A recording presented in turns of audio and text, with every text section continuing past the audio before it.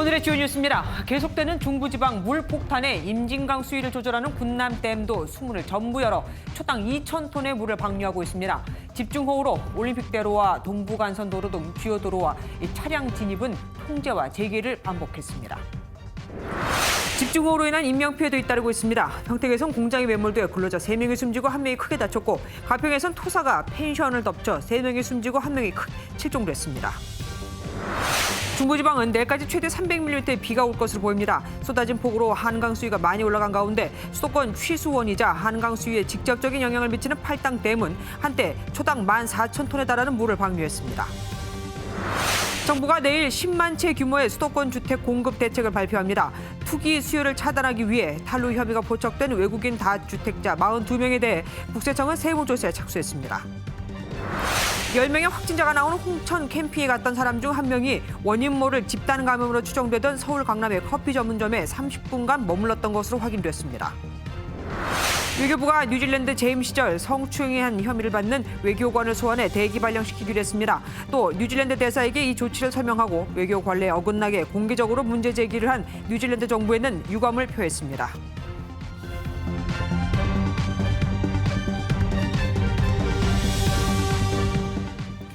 경기 북부 연천에는 어제 저녁부터 하루 동안 300mm가 넘는 비가 쏟아졌습니다. 임진강 포구의 첫 번째 댐인 최북단에 있는 군남댐의 숨은 13개를 모두 개방하고 있는데, 북한도 오늘 오후 임진강 상류에 있는 황강댐 수문을 개방해 물을 방류했습니다. 평안도와 황해도에 500mm 이상의 비가 더 예상되는 만큼 북한이 댐 수문을 추가로 개방하면 임진강 수위에 영향을 주게 될 것으로 보입니다. 현장에 취재기자 나가 있습니다. 박은채 기자, 지금도 비가 오고 있는 겁니까? 네, 저는 연천의 군남댐에 나와 있습니다. 보시는 것처럼 지금 군남댐에서는 비가 잦아들고 있지만 빗물이 모여 바다를 이루고 있습니다. 연천 파주 지역에는 오늘 오전까지 300mm가 넘는 폭우가 내리며 호우경보까지 발령됐는데요. 폭우가 지금은 조금 나아졌지만 임진강 군남댐이 여전히 제한 수위를 웃돌면서 13개 수문 모두를 열어두고 수량을 조절하고 있습니다. 이에 따라 평소 약 30톤 정도만 방류하는 군남댐이 현재는 60배가 넘는 2,000톤 정도의 물을 쏟아내고 있습니다. 한편 북한이 임진강 상류의 황강댐 수문을 일부 개방해 무단 방류하는 정황이 포착된 것으로 알려졌습니다. 황강댐 방류는 임진강 수계에 직접적인 영향을 주기 때문에 정부와 군 당국은 상황을 예의주시하고 있습니다. 인명피해는 없어야 할 텐데 말이죠. 그곳 주민들은 다 대피를 한 겁니까? 네, 오늘 오전 임진강 최북단에 있는 필승교 수위가 약 6m까지 올랐다. 지금은 다행히 3m 이하로 내려왔습니다. 하지만 여전히 행락객 대피 수준인 1m를 넘고 있어 주의가 필요한데요. 이에 따라 경기도는 인근 주민들에게 하천 주변에서 대피하라는 재난 문자를 발송하고 외출 자제를 당부했습니다. 경기도 연천군에선 오늘 아침 대천천 인근 주민 23명이 인근 초등학교와 마을회관으로 대피하기도 했습니다. 빗줄기가 줄어들며 지금은 모두 집에 돌아갔지만 주민들은 오늘 밤 상황을 예의주시하고 있습니다. 지금까지 연천 군남댐 앞에서 전해드렸습니다. 이번에는 강원 지역으로 가보겠습니다. 누적 강수량이 많은 곳은 300mm가 넘으면서 북한강 댐도 일제히 수문을 개방했습니다. 현장에 나가 있는 취재기자 연결해 보겠습니다. 권영범 기자, 지금 나가는 곳은 어디입니까? 네, 저는 지금 강원 춘천시 춘천댐 앞에 나와 있습니다. 지금은 빗줄기가 다소 약해졌지만 강원 지역엔 여전히 호우특보가 내려진 상태입니다. 폭우가 계속되면서 지금 제 뒤로 보이시는 북한강의 수위도 눈에 띄게 불어났는데요.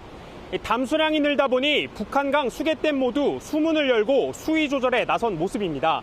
이곳 춘천댐은 수문 12개 가운데 10개를 열고 초당 800여 톤의 물을 흘려보내고 있는데요. 상류인 춘천댐에 수문이 열린 건 올해 들어 이번이 처음입니다. 하류인 팔당댐과 청평댐도 각각 초당 9천여 톤과 5천여 톤을 방류 중인 상태입니다. 많은 비가 내리면서 계곡과 하천엔 부유물이 떠다니고 흙탕물까지 쏟아지고 있는데요. 지반이 약해지면서 곳곳에서 갑작스런 산사태가 일어날 가능성이 큽니다. 휴가철을 맞아 산간 지역 야영장을 찾으신 분들은 신속하게 대피를 하셔야겠습니다. 지금까지 강원 춘천시 춘천댐 앞에서 MBN 뉴스 권용보입니다. 서울은 주요 도로가 통제되면서 퇴근길 극심한 교통 혼잡을 빚고 있습니다. 잠수교는 수위가 6.2m에 달하면 차량 통행이 금지되는데 통제되거든요. 오늘 7.8m를 넘기기도 했습니다. 올림픽대로 일부 구간도 차가 다닐 수 없다고 합니다. 취재 기자 연결해 보겠습니다. 정태진 기자, 지금 상황 어떻습니까? 네, 서울 잠수교는 집중호우의 여파로 한강 수위가 매우 높이 올라가 있습니다. 잠수교 오후 7시 기준 잠수교 수위는 차량 통행 제한 기준인 6.2m를 훌쩍 넘긴 8.3m로 올 들어 최고 수위를 기록했습니다. 잠수교와 주변 일대는 어제 오후 5시 30분쯤부터 이틀째 차량 통행이 전면 통제됐습니다. 한강 수위가 상승하면서 서울 주요 도로들도 통행제와 통행재개가 반복되고 있습니다. 오늘 오후 1시 10분부터 올림픽대로 한강철교에서 당산철교 구간 양방면 차량 통행이 통제되다가 오후 5시 30분부터 통제가 풀렸습니다. 다만 여의상류와 하류 IC는 통제가 진행 중입니다. 동부간선도로는 오늘 오전 5시부터 차량 통행이 금지됐지만 물이 빠지면서 오후 4시부터 통행이 재개됐습니다. 모레까지 중부지방에 최대 300mm 이상의 폭우가 더 내릴 것으로 예상되는 만큼 밤사이 도로 통제 상황을 계속 지켜보셔야 할 것 같습니다. 지금까지 서울 한강 잠수교에서 MBN 뉴스 정태진입니다. 이처럼 한강 수위가 크게 올라오면서 서울 시내 하천 수위도 위험 수준에 다다랐습니다. 홍제천과 불광천에서는 즉시 대피하라는 안전 문자까지 발송이 됐지만 이런데도 나와서 운동을 하고 있는 시민도 있었습니다. 이번엔 서울 홍제천으로 가보겠습니다. 김현 기자, 홍제천은 지금도 출입이 금지된 상태인 거죠? 네, 그렇습니다. 여전히 홍제천은 출입이 금지된 상태입니다. 오후 한때 비가 소강 상태에 접어들면서 운동을 즐기는 시민들도 볼 수 있었는데요. 지금은 보시는 것처럼 방금 전부터 빗줄기가 다시 붉어지기 시작했습니다. 물이 많이 빠지면서 지금은 수위가 많이 낮아졌지만 여전히 홍제천 자체는 출입이 금지된 상태입니다. 비가 내리던 오후 한때 출입 통제를 지키지 않고 하천에서 운동이나 산책을 즐기는 시민들의 모습도 볼 수 있었는데요. 하지만 오늘 오전 한때는 불어난 물 때문에 홍제천과 불광천에서 대피하라는 안전 문자가 발송되기도 했었습니다. 현재 서울 도심의 주요 하천인 청계천을 비롯해 홍제천과 반포천 등 서울 지역 16개 하천 출입이 통제되고 있습니다.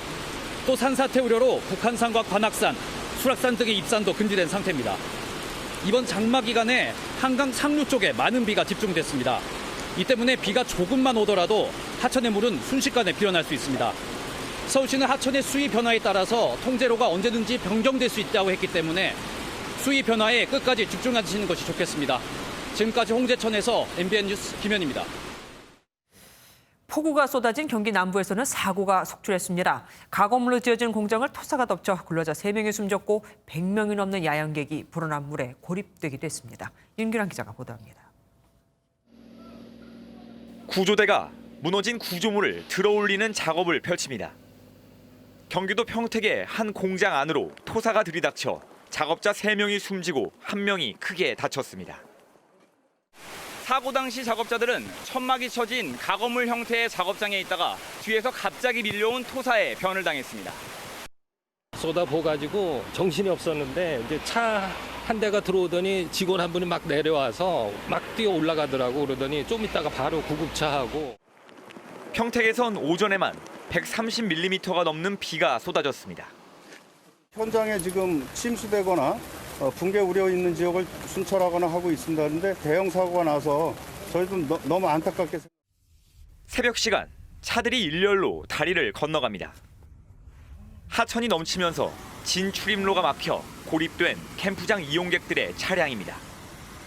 소방당국은 굴착기로 길을 터 2시간 만에 야영객 120여 명을 구조했습니다. 감사합니다. 네. 많은 비가 내리면서 도로가 침수돼 수원과 화성, 용인 등 경기 남부 지역 곳곳에서 차량 통행이 제한되기도 했습니다. MBN 뉴스 윤기란입니다. 경기도 가평에서는 토사가 펜션을 덮쳐 4명이 매몰됐습니다. 3명이 숨진 채 발견됐고 지금도 구조 작업이 계속 진행 중이지만 비가 오고 날이 어두워지니 작업이 쉽지 않습니다. 아직 1명이 더 매몰돼 있는 것 같은데 말이죠. 이수아 기자입니다. 토사와 건물 잔해가 뒤엉켜 형체를 알아볼 수 없습니다. 한쪽에선 중장비를 동원한 구조 작업이 한창입니다. 오늘 오전 10시 반쯤 쏟아진 폭우에 토사가 무너져 내리며 인근 펜션을 덮치는 사고가 발생했습니다.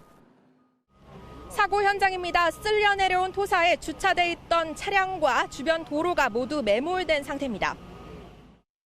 소방당국은 펜션 주인과 가족, 직원 등 모두 4명이 건물을 빠져나오지 못한 것으로 추정하고 있습니다. 이 중 오후 구조 작업에서 3명이 숨진 채 발견됐습니다. 펜션에 머물던 투숙객들은 다행히 사고 직전 모두 대피한 것으로 알려졌습니다. 정전이 일단 됐고요. 사장님이 한전에 통화를 했다. 좀 기다려 보라고 하고 건물인데 그 옆에서 토사가 쏟아지고 있어요. 추가 수색이 진행 중이지만 도로 유실로 추가 굴착기 진입이 어려워 구조 작업이 난항을 겪고 있는 것으로 확인됐습니다. MBN 뉴스 이수아입니다. 경기 북부에서는 곳곳에서 둑이 무너지고 일부 가정집엔 집안 가득히 물이 들이찼습니다. 범람한 물을 피하지 못한 건데 일부 지역엔 또 홍수 경보가 발령됐습니다. 정태훈 기자가 보도합니다. 용트림을 하며 물이 세차게 흘러갑니다.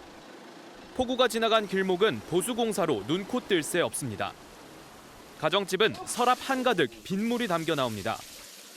어제부터 퍼부은 비로 경기 북부 지역은 밤새 물바다가 됐습니다.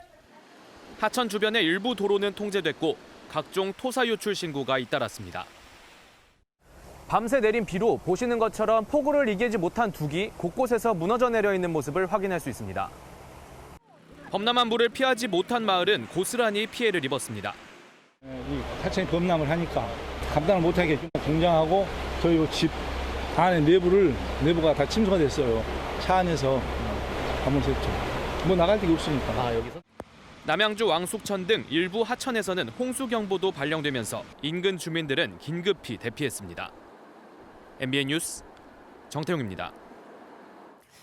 사흘 동안 300mm의 집중호우가 쏟아진 강원 영서 지역에도 앞으로 300mm의 비가 더 예보돼 있습니다. 안 그래도 산이 많은 지역이죠. 산사태 주의 지역만 수백 곳, 낙석 주의 지역만도 수천 곳이 됩니다. 강대혁 기자가 보도합니다. 거센 물줄기에 바위와 흙더미가 쓸려 내려와 도로를 덮었습니다. 흙을 막았던 울타리도 힘없이 주저앉았고 맞은편 군부대 담장도 무너졌습니다. 강원도 철원에 밤사이 200mm가 넘는 물폭탄이 떨어지면서 곳곳에 산사태가 속출했습니다. 강원도 내 산사태 위험 지역으로 분류된 곳은 430여 곳이나 됩니다. 산사태가 아니래도 지름 수미터의 큰 바위까지 쓸려 내려오는 토성류 우려 지역도 2,230곳입니다. 인근 아파트도 상황이 심각합니다. 강원도 철원의 한 아파트입니다. 밤사이 내린 폭우로 주차장 옹벽이 15m 정도 무너져 내려 복구 작업이 한창입니다. 착시 떨어지는 게 폭탄 떨어지는 것처럼 돌아나니까 이게 비가 언제 많이 오는데 뭐 내일부터 모레까지 300mm 온다니까 너무 힘들어. 바위 더미에 차량 5대가 파손됐지만 다행히 인명피해는 없었습니다.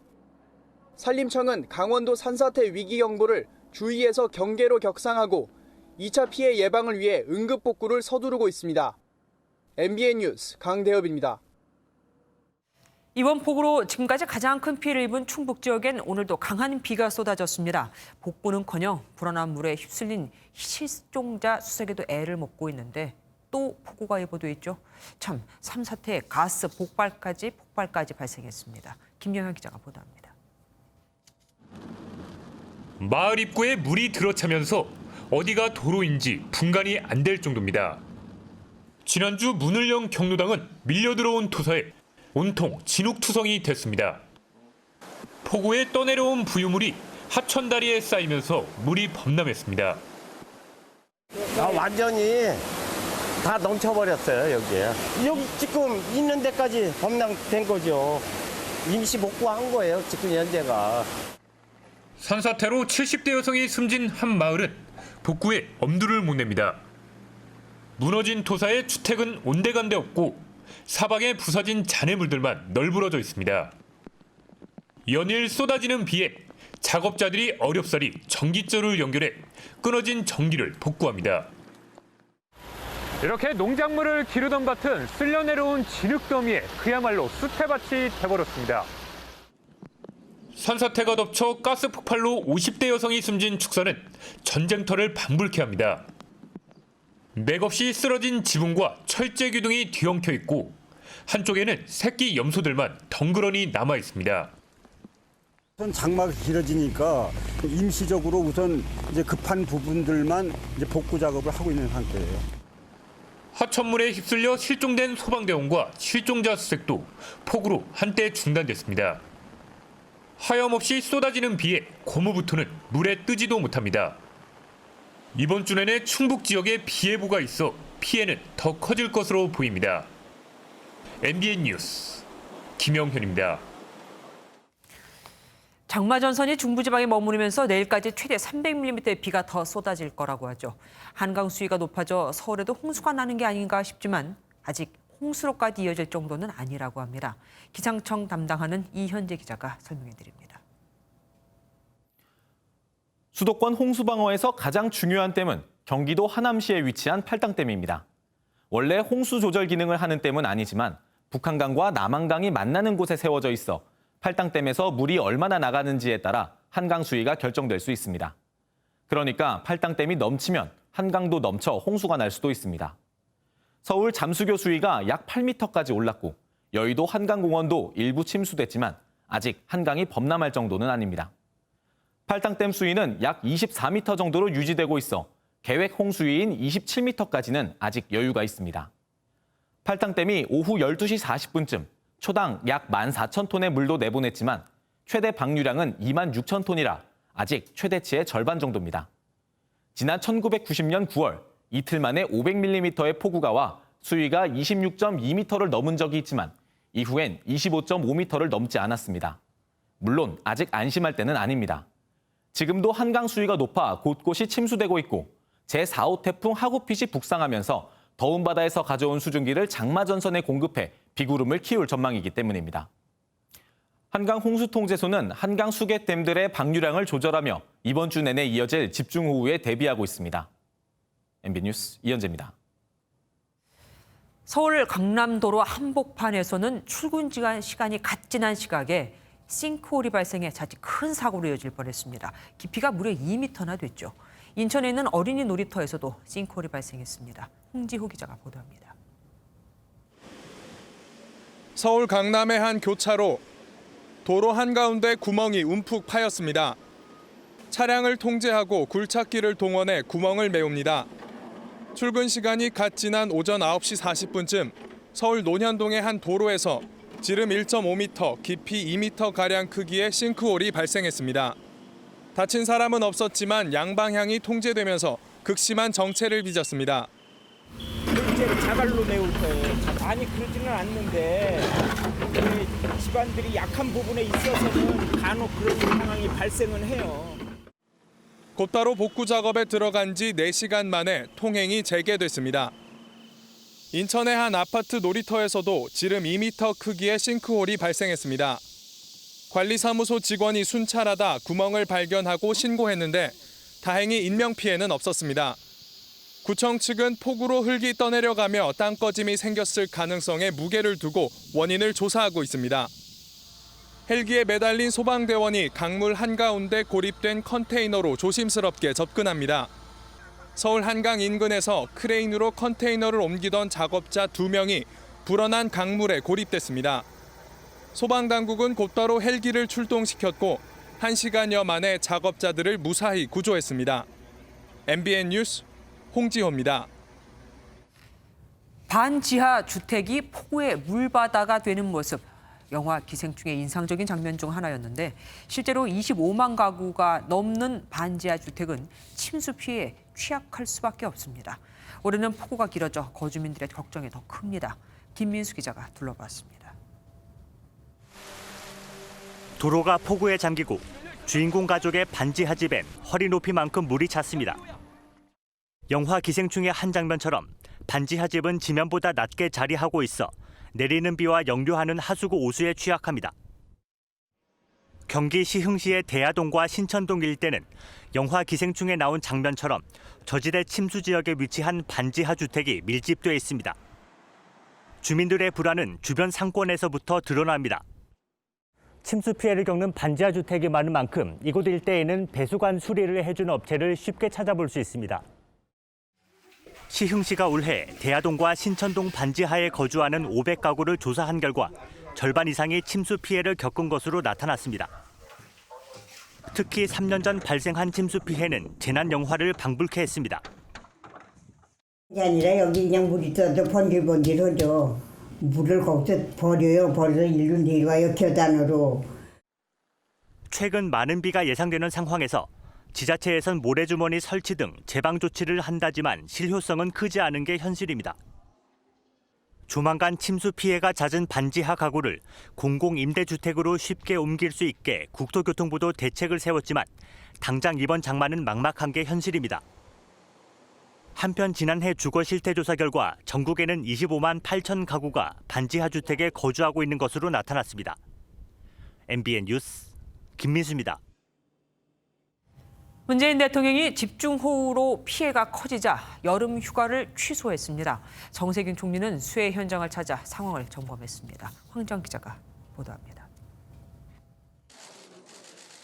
남부지방에 이어 중부지방에도 집중호우가 쏟아지며 피해가 속출하자 문재인 대통령은 여름 휴가 일정을 전면 취소했습니다.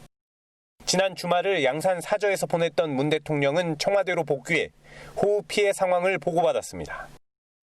이번 주 태풍 하구핏까지 겹치면서 비 피해가 커질 것을 우려한 것으로 풀이됩니다. 산사태나 붕괴 우려 지역 등은 사전에 철저히 통제하고 주민들도 대피시켜 안타까운 희생을 미연에 방지하도록 최선을 다해달라. 정부도 긴급 점검 회의를 열고 비상 대응 체제에 돌입했습니다.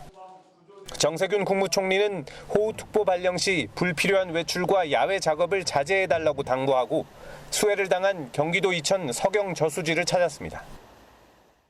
절약하면서 이렇게 공사를 했을 텐데 지금은 이제 앞으로 300년 가도록 이렇게 잘 고쳐놔야 되겠죠. 청와대는 이시종 충북지사가 건의한 특별재난지역 선포에 대해서는 지자체와 중앙재난안전대책본부가 협의해 결정할 것이라고 밝혔습니다. MBN 뉴스 황전입니다. 국회에선 고 박원순 전 서울시장과 관련한 의혹에 침묵한 여성가족부를 상대로 한 야당의 공세가 집중됐습니다. 이정옥 여가부 장관은 피해 고소인이라는 용어 사용이 잘못됐었다면서도 이들 사건이 권력형 성범죄가 맞냐는 질문에는 입을 닫았습니다. 백길종 기자가 보도합니다. 국회 여성가족위원회에선 고 박원순 전 서울시장의 권력형 성범죄 의혹에 대한 추궁이 이어졌습니다. 해당 사건이 권력형 성범죄냐고 묻는 질문에 이정옥 여가부 장관은 입을 굳게 다물었습니다.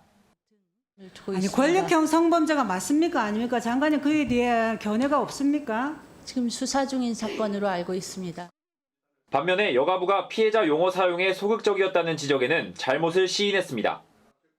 여가부는 도대체 가해자 편입니까? 피해자 편입니까? 여가부의 존재 이유를 생각하시고 여기서 답변해 주시기 바랍니다. 네, 그 피해자 표현을 조금 더 적극적으로 썼어야 된다고 생각을 하는데 저희가 피해자라는 말과 고소인이라는 중립적 표현을 혼용해서 썼고 여당은 야당이 오히려 성범죄 피해자들에 대한 2차 가해를 한다고 공격했습니다. 그래서 오히려 이제 이런 사건으로 그동안에 잊혀졌던 서지현 검사나 또 김지현 씨조차도 2차 어떻게 보면 피해를 보고 있는 걸로 보이는데요. MBN 뉴스 백길종입니다.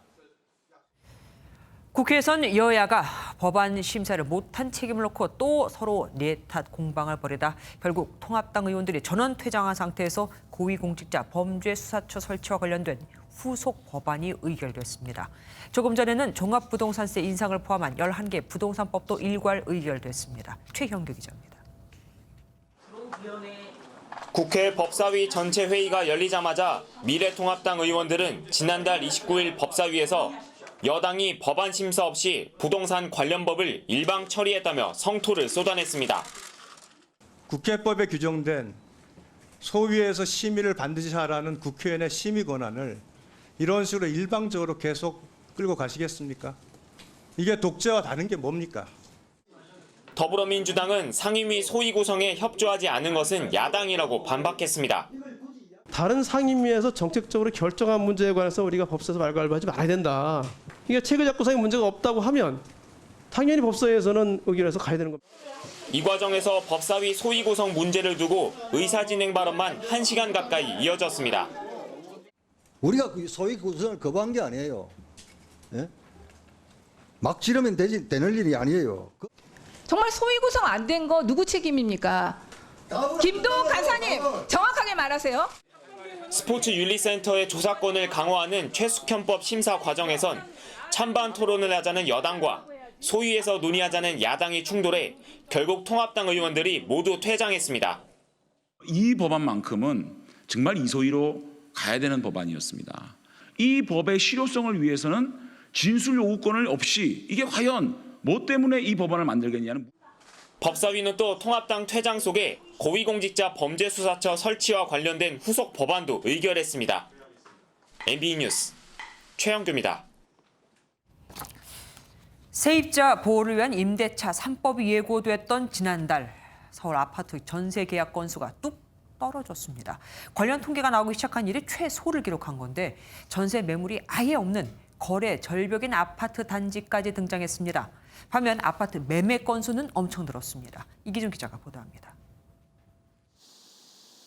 서울 목동의 한 아파트. 3,000세대 넘는 2개 단지에 전세 매물은 2개뿐. 학군 수요가 적은 비수기인 걸 고려해도 이례적입니다. 매물이 없다 보니까 좀 어려워하시고 또 본인 집도 전세를 주고 와야 되는데 금액 차이, 갭 차이가 있으니 월세로 해서라도 들어와야 될지 고민들을 하시고 4,000세대 넘는 서울 대치동 음마 아파트도 비슷한 상황. 전세값도 부르는 게 값입니다. 가격이 많이 너무 올라가지고 가격이 여기서 5, 6천 하반기엔 더 올라요. 지난달 서울 아파트 전세 거래량은 지난 2월의 절반 미만으로 관련 통계 작성이 시작된 2011년 이후 최소치를 기록했습니다. 거래는 줄었지만 전세값 상승률은 0.45%로 전달의 2배 수준으로 치솟았습니다. 반면 매매 시장은 더 달아올랐습니다. 지난 6월 서울 아파트 매매량은 월간 기준 역대 3번째로 많았습니다. 이 같은 열기에 지난달 서울 아파트 값은 1.12% 올라 7개월 만에 가장 높은 상승률을 보였고 전국 아파트값 상승률도 9년여 만에 최고였습니다. 전세 세입자는 시장 흐름에 민감할 수밖에 없는데요. 집값이 더 오를지 모른다는 불안감과 초조감으로 매수에 나선 것으로 분석이 됩니다.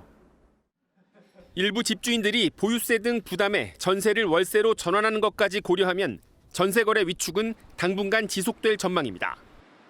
MBN 뉴스 이기종입니다. 새 임대차법이 시행되면서 전세 대신 반전세나 월세로의 전환 속도가 빨라질 거라는 예측도 속속 나오고 있습니다. 실제로 전환이 된다면 세입자들의 부담은 얼마나 늘게 될까요? 5억 원짜리 전세를 보증금 2억 원짜리 보증부 월세, 그러니까 일명 반전세로 바꾸면 새로 설정한 보증금 2억 원을 제외하고 나머지 3억 원은 월세로 계산하면 됩니다. 현행 전월세 전환율 4%를 적용해보면 월세로 연 1,200만 원, 한 달에 100만 원씩 내야 하죠. 5억 전세 중 3억 원을 대출받아 전세금을 치를 경우 한 달 이자가 62만 5천 원이니까 세입자는 월 40만 원씩을 더 부담하게 되는 겁니다. 상황이 이렇다 보니 전세 월세 전환은 나쁜 게 아니다고 했던 윤준병 의원의 발언에 더불어민주당 지도부가 급히 수습에 나섰습니다. 미래통합당은 월세 사는 고통을 알기는 아냐며 공세 수위를 높였죠. 김도현 기자가 보도합니다. 누구나 월세 사는 세상은 나쁜 현상이 아니다. SNS에 해당 글을 올린 윤준병 더불어민주당 의원이 서울 구기동 주택과 공덕동 오피스텔을 보유한 2주택자란 점에서 논란은 더욱 커졌습니다. 또 자신도 월세에 산다고 했지만 자신의 지역구인 전북 정읍에 월세 50만 원을 부담하고 있다는 사실이 알려지면서 진짜 세입자의 고충을 이해하긴 어려운 것 아니냐는 비판도 나왔습니다. 당장 미래통합당은 윤 의원의 발언을 도마 위에 올리며 공세에 나섰습니다.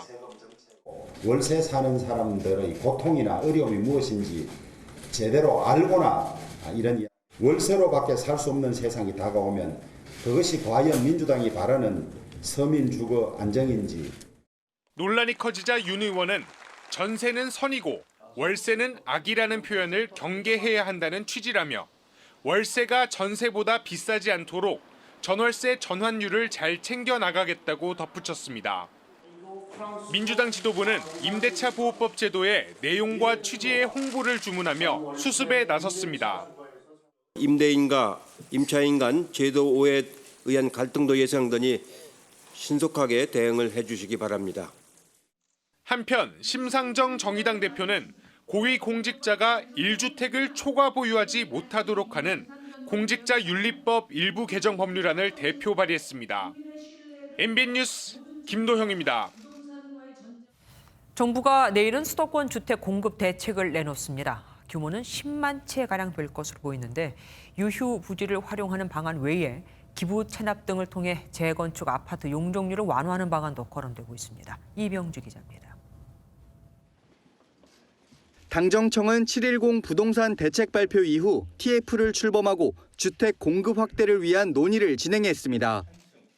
근본적인 공급 확대 방안을 위한 모든 가능한 대안을 테이블 위에 올려놓고 논의를 해나갈 계획입니다.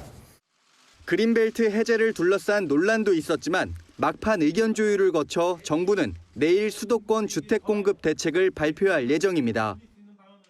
서울 노원구 태릉골프장과 육군 사관학교 부지, 송파 탄천 유수지와 대치동의 서울 무역전시장 등을 택지로 개발하는 방안이 유력하게 거론됩니다.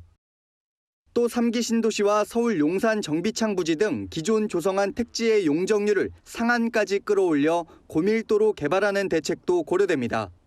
이 밖에 주택 등을 기부 체납하는 민간 재건축 단지의 용적률을 완화해주는 방안도 검토된 것으로 전해졌습니다. 정부는 이렇게 확보한 자원을 신혼부부 특별공급 등에 투입한다는 계획인데 35층 층수 제한이 함께 풀릴 경우 서울 재건축 조합의 참여도 높아질 전망입니다. 이 지역의 공공임대와 공공분양 아파트를 대폭 공급을 한다면 신혼부부와 30, 40대의 주거 안정에는 상당히 도움이 될 것으로 보입니다. 30년 이상 된 영구임대 아파트를 재건축하는 방안도 추진되는 가운데 정부는 이번 대책으로 10만 호가량의 주택을 수도권에 공급할 수 있을 것으로 내다보고 있습니다. MBN 뉴스 이병주입니다. 그런데 국내에서 아파트를 구매하는 외국인도 엄청 늘었습니다. 그냥 한두 채가 아니라 한 명이 42채를 가진 경우도 있었죠. 그런데 이 집값을 내기 위해 외국에서 돈을 들여오지도 않았고 국내에서 그만큼 벌어 세금을 낸 적도 없습니다. 송한진 기자가 보도합니다. 수도권과 충청권 등에서 시가 67억 원 상당의 아파트 42채를 보유한 미국인. 2년 전부터 전세를 끼고 아파트를 사는 갭 투자 방식을 이용했는데 주택 구입자금 출처가 불분명하고 임대소득도 제대로 신고하지 않았습니다. 강남 등 노른자 땅에 시가 120억 원 상당의 아파트 4채를 구입한 외국법인 국내 사무소 임원도 고액의 임대소득을 누락한 혐의로 적발됐습니다. 이처럼 외국인들의 국내 아파트 매입이 증가하면서 부작용이 늘고 있습니다. 실제로 외국인의 국내 아파트 매입 건수는 2017년 5,300여 건에서 2018년 6,900여 건, 지난해에는 7,300여 건으로 해마다 늘고 있습니다. 매입자 국적을 보면 중국인과 미국인이 가장 많았고 검은머리 외국인은 4.2%로 나타났습니다.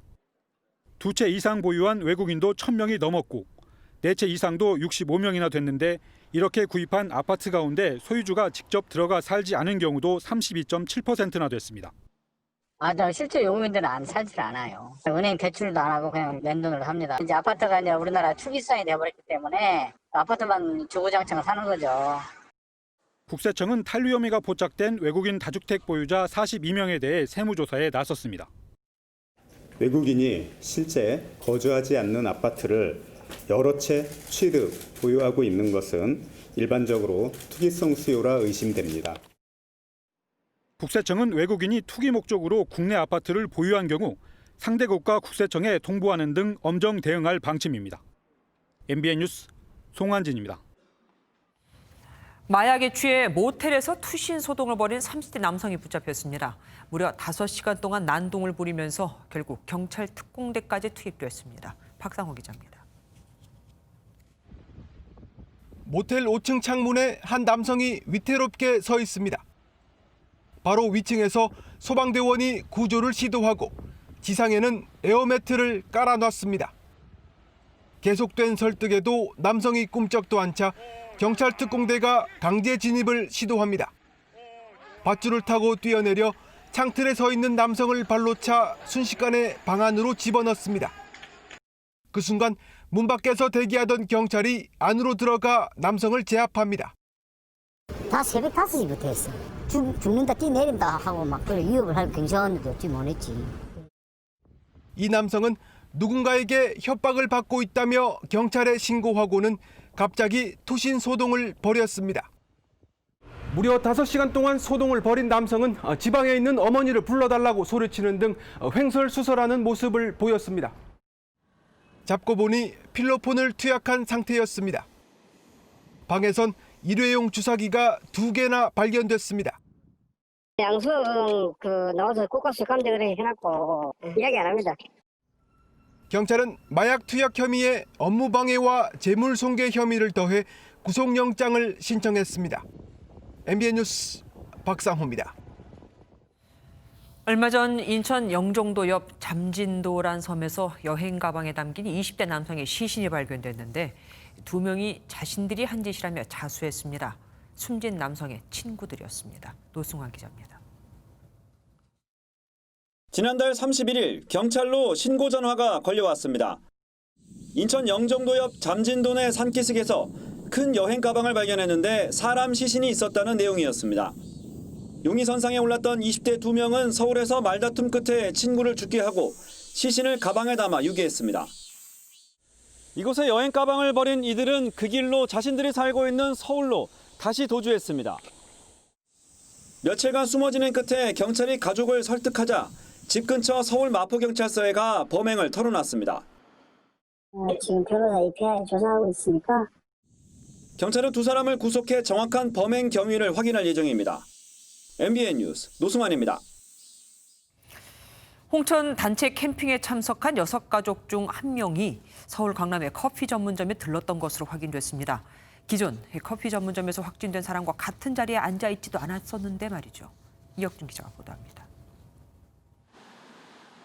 서울 강남의 커피 전문점입니다. 지난 22일 8명이 이곳에서 회의를 했고 이 중 2명이 확진 판정을 받았습니다.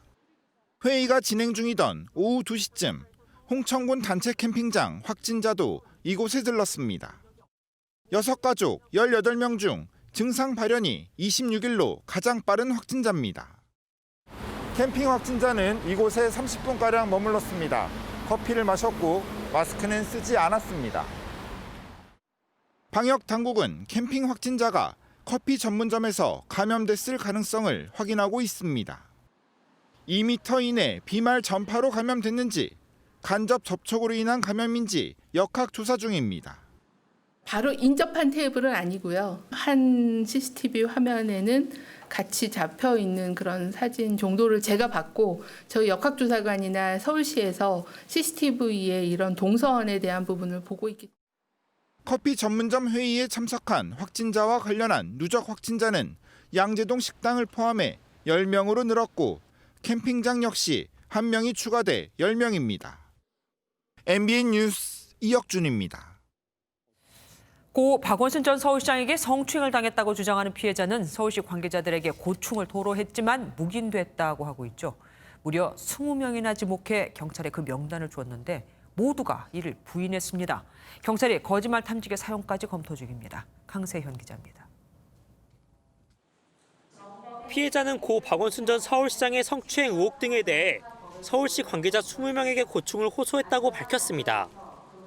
그런데도 서울시 관계자들이 이를 묵인했고 인사이동 등 대처가 제대로 이뤄지지 않았다고 주장했습니다. 부서 이동을 하기 전에 17명, 부서 이동을 한 후에 3명. 이 문제에 대해서 더 책임 있는 사람에게 전달을 해야 하는 인사 담당자가 포함이 되어 있었습니다. 성추행 방임 의혹에 대해 수사 중인 경찰은 서울시 관계자들을 참고인 신분으로 불러 조사를 진행하고 있습니다. 그런데 경찰 조사에서 서울시 관계자들은 피해자로부터 인사이동 요청 등을 들은 적이 없다며 의혹에 대해 부인하고 있는 것으로 알려졌습니다. 양측이 주장이 엇갈리고 있는 가운데 경찰이 양측을 불러 대질 조사를 하거나 거짓말 탐지기를 사용하는 방안까지 검토하고 있습니다. 결국 압수수색 등을 통한 증거 확보가 필요한 상황이 되면서 한 번 영장이 기각됐던 경찰은 보안 작업 등을 거쳐 영장을 재신청하는 방안도 고려하고 있습니다. MBN 뉴스 강세현입니다. 신임 검사를 맞아 추미애 법무부 장관과 윤석열 검찰총장이 각기 사뭇 다른 메시지를 내놨습니다. 추 장관은 절제된 검찰권 행사를 강조한 반면 윤 총장은 권력 수사에 당당히 맞서라고 한 겁니다. 임성재 기자가 보도합니다. 신임 검사 임관식에서 추미애 법무부 장관이 강조한 건 절제된 검찰권 행사였습니다. 검찰이 직접 수사보다는 공소유지나 기소에 집중해 줄 것을 당부한 겁니다. 외부로부터 견제와 통제를 받지 않고 수사권과 기소권을 함께 행사하면 필연적으로 권한 남용과 인권 침해의 문제가 발생하겠죠. 채널A 관련 강요미수 사건과 검사 간 몸싸움 등 현안에 대해선 말을 아꼈고 곧 있을 검사장 인사에서 윤석열 검찰총장의 의견을 어떻게 청취할 것인지 묻는 질문에도 아무런 대답을 하지 않았습니다. 몸싸움 사태에 대해서 한 말씀만 부탁드리겠습니다. 곧바로 이어진 대검찰청 신임검사 신고식에서 한 달여 만에 공식 석상의 모습을 드러낸 윤석열 검찰총장. 특히 부정부패와 권력형 비리는 국민 모두가 이해 당사자와 피해자란 점을 명심하라면서 어떤 경우에도 당당히 맞서라고 강조했습니다. 추 장관과 윤 총장이 서로를 직접 겨냥한 발언을 하진 않았지만 신임 검사들을 향한 메시지에서는 미묘한 온도차를 보였습니다. MBN 뉴스 임성재입니다. 앞으로 형이 확정되지 않은 피고인은 손목시계 형태의 전자팔찌를 착용하면 조건부로 석방될 수 있습니다. 불구속 재판과 인권 침해를 최소화하겠다는 취지인데 전자팔찌를 훼손하고 도주하면 어쩌나 우려도 나옵니다. 또 재소자와 피고인이 사위로 나오는 걸 걱정하는 엄마들의 목소리도 만만치 않고요. 민지숙 기자입니다. 생후 2개월 된 아이를 홀로 키우던 19살 오모 씨는 아동청소년보호법 위반 혐의로 재판을 받고 있습니다. 미혼모인 오 씨는 자신이 교정시설에 들어가면 아이를 돌볼 사람이 없어 시범 도입된 전자보석 제도를 신청했습니다. 손목시계 형태의 전자기기를 24시간 차고 몇 가지 조건만 지키면 집에서 아이를 돌보며 재판 일정을 준비할 수 있기 때문입니다. 법무부는 오는 5일부터 모든 구속 전 피고인이 이 같은 조건부 전자보석 제도를 신청할 수 있다고 밝혔습니다. 전자팔찌는 몸에서 분리되는 순간 경보가 울리고 위치 파악 등 기존 전자발찌와 동일한 기능을 하게 됩니다. 유죄가 확정되지 않은 피고인에 대해서 전자발찌를 착용하는 것이 너무나 인권 침해적인 요소가 큰 것이 아닌가. 손목청 전자 장치를 저희가 개발을 해서 하지만 전자팔찌를 훼손하거나 도주할 위험에 대한 우려의 목소리도 나옵니다.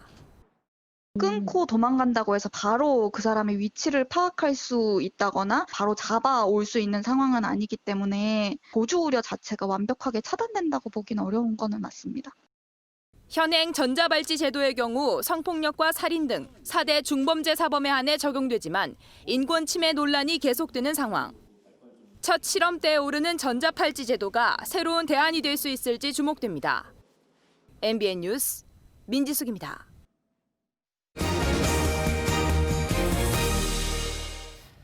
일본 강제징용 기업의 국내 자산 압류를 위한 우리 법원의 절차가 오늘 밤 자정부터 시작됩니다. 하지만 당장 자산을 매각해 현금화하는 데까지는 시간이 꽤 걸릴 것으로 보입니다. 김지영 기자가 보도합니다. 지난 2018년 10월 강제징용 피해자들에게 배상하라는 대법원 판결에도 일본제철 측은 꿈쩍하지 않았습니다. 피해자 측은 지난해 1월 일본제철과 국내 기업의 합작사 P&R에 주식 압류를 신청했고 법원은 이를 받아들였습니다. 포스코와 신일철주금이 합작으로 설립한 P&R이라는 회사가 있습니다. 그 P&R의 30% 정도의 신일철주금의 주식. 하지만 일본 정부가 일본 현지 일본제철에 주식 압류 명령을 고의로 송달하지 않으면서 압류 절차가 지연됐습니다. 결국 법원이 지난 6월 공시송달을 하면서 일본 제철의 국내 자산 압류 효력이 내일 0시부터 발생합니다. 공시송달은 소송 상대방이 서류를 받지 않고 재판에 불응하면 법원 게시판 등에 게재해 내용이 전달된 것으로 간주하는 제도입니다. 일본 제철이 일주일 뒤인 오는 11일까지 이의를 제기하지 않으면 주식 압류 명령은 확정되지만 당장 자산 매각이 가능한 건 아닙니다. 법원이 자산 매각을 명령해야만 현금화가 가능한데 지난해 5월 피해자 측은 법원에 주식 매각을 신청했고 현재 주식 감정 절차가 진행 중입니다.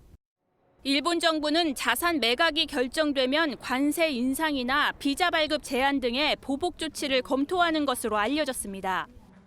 외교부는 모든 가능성을 열어두고 대응 방향을 검토하고 있다고 밝혔습니다. MBN 뉴스 김지영입니다. 뉴질랜드 총리와의 정상통화에서 언급된 외교관 성추행 의혹과 관련해 외교부가 당사자에게 귀국을 지시했습니다. 뉴질랜드 정부를 상대로는 사법공조 의사를 밝히면서도 문제제기 방식이 외교 관례상 이례적이라며 불만을 드러냈습니다. 너무 공개적으로 언론 플레이를 했다는 건데 안 그랬다면 이 정도도 안 했겠죠. 신동규 기자입니다. 외교부가 뉴질랜드 재임 시절 현지인 직원을 성추행한 혐의를 받아온 외교관 A씨에 대해 즉시 귀국을 지시했습니다. 성추행 의혹이 외교 문제로 비화하며 물의를 빚은 데 대한 인사조치 차원입니다. 앞서 감봉 1개월의 징계를 내렸지만 논란이 계속 커지자 A씨를 본부에 대기 발령토록 한 겁니다. 이어 사법공조 의사도 내비쳤습니다. 뉴질랜드와 한국은 범죄인 인도조약이 체결돼 있는 만큼 A씨가 한국에 있으면 뉴질랜드 정부나 사법당국의 요청에 따라 절차를 진행할 수 있습니다. 그러면서도 뉴질랜드 측의 문제제기 방식에 대해선 불만을 토로했습니다. 정상통화나 언론을 통해 문제제기를 한 건 외교 관례상 이례적이라는 겁니다. 외교부 고위 관계자는 뉴질랜드 측이 공식적인 요청을 하지 않고 있다며 올바른 해결 방식은 양국 간 공식적인 사법 협력 절차에 따르는 거라고 밝혔습니다. 또 필립 터너 주한 뉴질랜드 대사를 외교부 청사로 불러 이 같은 입장을 직접 전달했습니다. 외교부는 피해자에 대해선 4개월간 중재 노력을 해왔고 국내 피해 구제 절차도 안내했다며 미온적으로 대처했다는 주장에 대해선 동의할 수 없다고 밝혔습니다. MBN 뉴스 신동규입니다. 대북 전단 살포 금지법 통과를 두고도 여야는 충돌했습니다. 여당은 접경 주민의 안전을 위협한다며 법안 필요성을 강조한 반면 야당은 표현의 자유를 억압하는 김여정 하명법이라고 반발했습니다. 주진희 기자입니다. 통일부의 허가를 받아야 대북 전단을 뿌릴 수 있는 이른바 대북 전단 살포 금지법이 여야의 공방 끝에 안건조정위원회로 넘어갔습니다. 남북 관계를 망치고 접경지 주민들을 위협하는 데다 실제로 효과도 없어 보인다는 게 법안의 취지로 꼽힙니다. 3% 정도밖에는 도달하지 못한다 이런 이야기 듣고 있는데 북한에서 오신 분들하고 날렸었는데요. 돈을 받은 걸 소진해야 되는 것도 있어서 역풍일지라도 그런 날리는 것도 있습니다. 왜냐하면 그래서 일부는 그렇게 룸사롱 비용이나 뭐 유흥 비용이나 그런 것들도 사용이 되는 것을 봤습니다. 반면 미래통합당은 헌법상 표현의 자유를 해칠 소지가 있는 데다 북한 주민이 아닌 북한 정권을 이롭게 할 뿐이라고 비판했습니다. 김여정이가 법을 만들려고 하니까 이렇게 빨리 고속도로 이걸 만듭니까? 가해자인 김정은이가 요구하는 이런 법을 그것도 우리 대한민국 국회에서 만들 수 있느냐? 이 풍선이라는 건 막 날리는 게 아닙니다. 저 특허가 냈고요. 이런 자격증이 있습니다. 말 안 하면은 몰라서 좋든 나쁘든 말할 수가 없는 거예요. 국회 상임위를 통과해도 법사위에서 체계자구 심사를 받은 뒤 본회의에 상정돼야 하는 만큼 논란은 계속 이어질 것으로 보입니다. MBN 뉴스 주진입니다. 코로나19의 장기화로 비대면 소비가 대세로 자리 잡으면서 전통시장도 온라인 판매에 도전하고 있습니다. 이제 앉아서 손님 기다리는 시대는 지났다면서요. 서영수 기자입니다. 코로나19의 긴 장마까지 겹치면서 손님들이 뚝 끊긴 전통시장. 반찬 가게를 운영하는 한지원 씨의 가게는 전보다 바빠졌습니다. 포털 사이트로 들어오는 온라인 주문이 크게 늘어난 덕분입니다.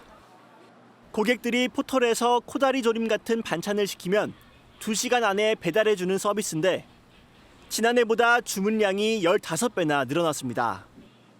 코로나 때문에 직접 이 매장에 찾아오신 손님은 좀 줄었지만 온라인에서 주문하시는 손님이 많이 있으셔서 저희한테는 굉장히 도움이 되고 있어요. 유동 인구가 매출과 직결되는 서울 고속버스 터미널 지하상가 상인들도 코로나 시대에 맞서 온라인으로 손님을 찾아 나섰습니다. 저렴한 가격 그대로 온라인 커머스 업체로 판로를 넓혀 전국의 소비자들에게 좋은 반응을 얻고 있습니다. 대부분의 만족도는 높은 걸로 알고 있어요. 높은 퀄리티의 제품을 낮은 가격으로 구매를 해서. 다만 오프라인 판매 방식에 익숙한 상인들에게 온라인 노하우가 부족한 건 해결해야 할 과제입니다. 오프라인의 판매 방식에 대해서 온라인에 구현될지 굉장히 좀 낯설어 하시는데요. 저희가 노하우를 좀 전수를 드리면 정부도 언택트 시대의 영세 상인들의 역량 강화를 위해 디지털 전환을 적극 지원한다는 계획입니다. MBN 뉴스 서영수입니다. 스타벅스 레디백에 이어 이번에는 던킨의 캠핑용 박스를 구하려고 새벽부터 줄을 서는 등 대란이 일어났죠. 뛰어난 마케팅이다, 아니다, 상술이다 반응이 엇갈립니다. 이상주 기자가 보도합니다. 인기 SNS에 폴딩 박스를 입력하자 1,000개가 넘는 관련 페이지가 검색됩니다. 한 식품 브랜드가 진행한 이벤트에 관한 내용입니다. 구매 인증부터 새벽부터 줄을 서고 어떤 지역을 가야 받을 수 있다는 등 노하우도 공유됩니다. 던킨이 유럽 아웃도어 브랜드와 협업해 선보인 캠핑 폴딩 박스가 스타벅스 서머 레디백에 이어 대란이 된 겁니다. 코로나가 장기화되면서 캠핑 인구가 급속히 늘어나는 트렌드를 반영하여 관련 굿즈 상품들을 기획하게 되었습니다. 한정판을 소유한다는 소비자들의 욕구와 이를 SNS에 인증하는 심리를 자극해 브랜드를 알리는 마케팅인데 투썸플레이스와 롯데리아, 할리스 등도 비슷한 이벤트로 품절에 성공하면서 최근 식음료 업계에선 이런 굿즈 마케팅이 필수가 됐습니다.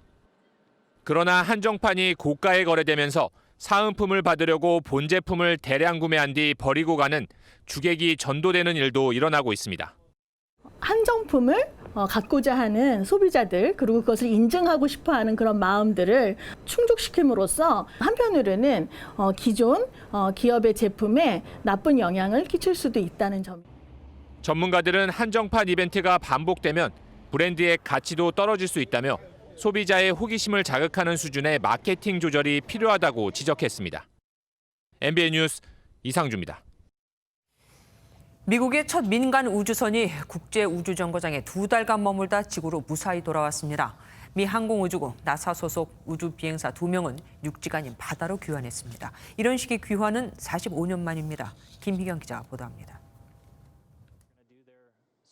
하늘에 검은 점으로 보이는 캡슐 동체.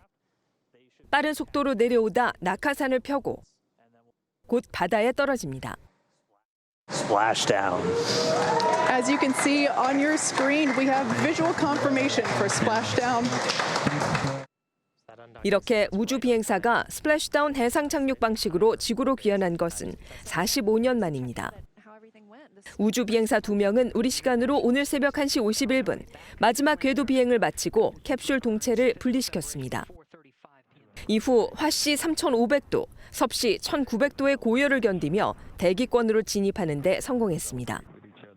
우주 비행사들은 지난 5월 일론 머스크가 설립한 우주 탐사 기업 스페이스X의 크루 드래건을 통해 국제 우주 정거장에 올라간 후 62일 동안 머물며 우주 유영과 과학 실험 등의 임무를 수행했습니다.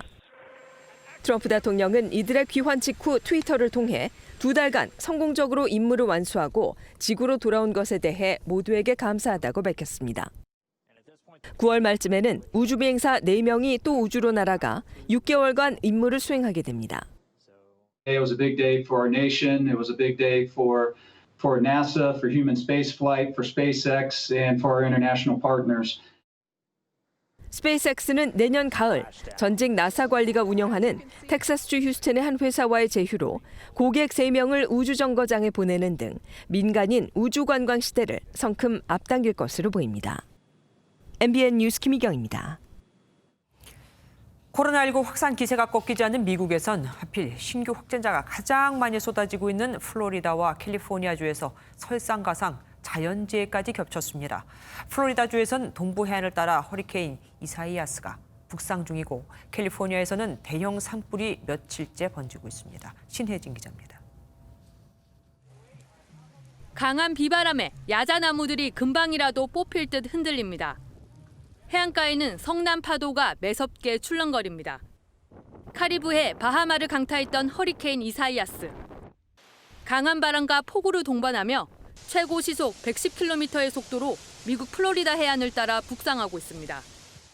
This is one heck of an experience. But yeah, it's pretty windy down here. The waves are pretty amazing. 플로리다주 당국은 비상사태를 선포했고 무려 510만 가구가 정전 피해를 입었습니다. 코로나19 확진자가 매일 10,000명 이상 쏟아지고 있지만 이번 폭풍으로 코로나19 검사소도 임시 폐쇄했습니다. 캘리포니아주 남부 산악지대에서 발생한 산불은 아직도 진화 작업 중입니다. 소방관 1,300여 명과 소방 헬기 6대 등이 동원됐지만 건조한 날씨에 바람까지 강하게 불면서 불길은 리버사이드 카운티 주택가까지 번졌습니다. 주민 7,800명에게는 긴급 대피령이 내려졌습니다. That everybody's safe and everybody that stayed here and didn't leave, that we're all safe and we're all packed and ready to go. 지난달 30일에 시작된 산불은 인근 지역으로 퍼지며 지금까지 여의도의 약 30배에 달하는 면적을 태웠습니다. MBN 뉴스 신혜진입니다. 검찰이 지난달 27일 더불어민주당 윤준병 의원을 공직선거법 위반 혐의로 기소했습니다. 윤 의원은 총선 출마 전인 지난해 12월 당원과 지역 인사들에게 경선 후보 등록을 알리는 내용의 연하장을 보내고 교회 입구 쪽에서 명함을 돌린 혐의를 받고 있습니다. 중부지방에 강한 비가 계속되고 있습니다. 중부 대부분 지역에 호우 경보가 내려진 가운데 모레까지 수도권과 영서, 충청 북부에는 500mm 이상의 폭우가 쏟아지겠습니다. 영동과 충청 남부, 경북 북부에도 50에서 100mm, 많은 곳은 150mm 이상의 비가 집중되겠습니다. 반면 남부지방에서는 폭염이 심합니다. 밤 사이에는 25도 아래로 내려가지 않는 열대야 현상이 낮에는 33도를 웃돌며 폭염이 이어지겠는데요. 내일 아침 최저기온 전주와 광주, 대구 모두 25도를 가리키겠고 낮에는 대구 34도, 전주 33도, 광주 32도까지 오르겠습니다. 수도권과 영서는 내일 새벽부터 낮 사이 시간당 50에서 100mm, 일부 지역은 1시간에 120mm 이상의 강한 비가 쏟아지겠습니다. 중부지방의 비는 내일 오후에 약해졌다가 밤부터는 다시 강해지는 형태를 보이겠습니다. 오후에 남부 내륙과 제주를 따라서는 곳에 따라 소나기가 오는 곳도 있겠습니다. 동해안으로 휴가 떠나신 분들도 많으실 텐데요. 특히나 계곡이나 하천의 물이 갑자기 불어날 수 있어 유의하셔야겠습니다. 우선 모레까지 중부지방의 비 상황을 전해드렸습니다. 제4호 태풍 하구핏이 북상하며 만들어낸 강한 수증기가 우리나라에 영향을 미치면서 목요일부터는 전국에서 비가 내릴 가능성이 무척 높습니다. 날씨였습니다. MBN이 선정한 이 한 장의 사진입니다. 말레이시아에서 노숙인이 쓰레기 더미를 뒤지고 있습니다. 먹을 것을 찾는 게 아니라 다른 사람이 쓰다 버린 마스크를 찾는 겁니다. 말레이시아 정부가 이달부터 공공장소에서 마스크 착용을 의무화하고 어기면 벌금을 물린다고 했거든요. 과연 무엇을 위한, 누구를 위한 마스크 착용인지 다시금 생각해 보게 됩니다. MBN 종합뉴스 여기서 마치겠습니다. 함께해 주신 여러분 고맙습니다.